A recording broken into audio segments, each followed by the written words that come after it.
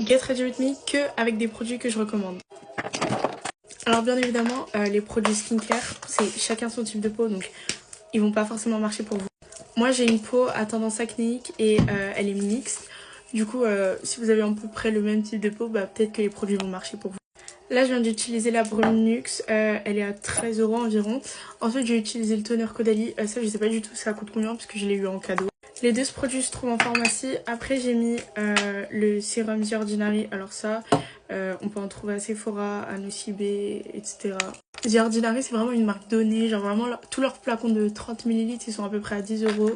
Moi, j'utilise celui à la niacinamide. Et ensuite, j'ai mis mon combo Nubiance, donc le sérum et la crème de jour.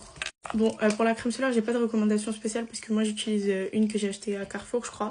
Ok, maintenant on va passer au make-up. Là, j'utilise le gel à sourcils de chez Temu. C'est un dupe du NYX, mais du coup, le NYX c'est pareil. Pour un look de tous les jours, moi j'utilise le Hollywood Flawless Filter de chez Charlotte Tilbury.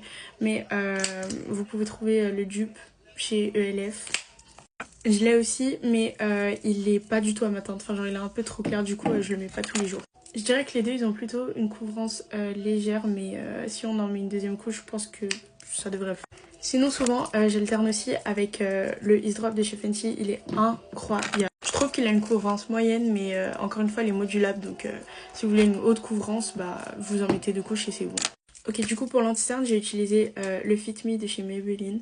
Et là, j'utilise le contour stick de chez Fenty en teinte truffle.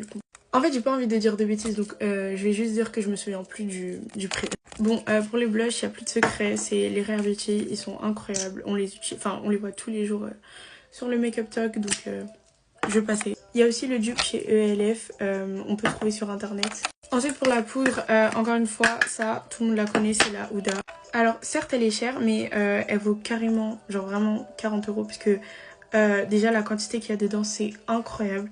Et ensuite, son efficacité, on dirait un filtre après. Pour le bronzer, en poudre, j'utilise le Yves Saint Laurent. Il est incroyable, il est juste trop bon.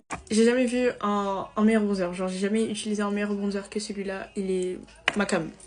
Ok, pour l'highlighter, je recommande le Rare Beauty. Alors, le mien, il est vraiment cassé. Mais si vous prenez soin de vos affaires, normalement, il se casse pas. Le highlighter, il est bien, mais il coûte beaucoup trop cher, genre, par rapport au Rare Beauty, alors que le Rare Beauty fait totalement le taf. Et j'ai l'impression que le Rare Beauty, il est beaucoup plus pigmenté aussi. Pour le spray fixateur, on en parle déjà partout sur TikTok, c'est le Charlotte Tilbury. Par contre, il coûte une blinde. Mais pour les cils, j'ai utilisé le Lash Sensationnel de chez Maybelline New York. Et là, j'utilise le Sky High de chez Maybelline New York aussi. Bon, alors pour les lèvres, c'est chacun son dada, vraiment. Mais moi, j'aime bien les crayons Make Up Forever parce qu'ils sont ni trop gras, ni trop secs. Et par-dessus, je rajoute un gloss Fenty. Là, aujourd'hui, j'ai utilisé le Sweet Mouth, la teinte 04. Et voilà, j'ai terminé. Bye guys!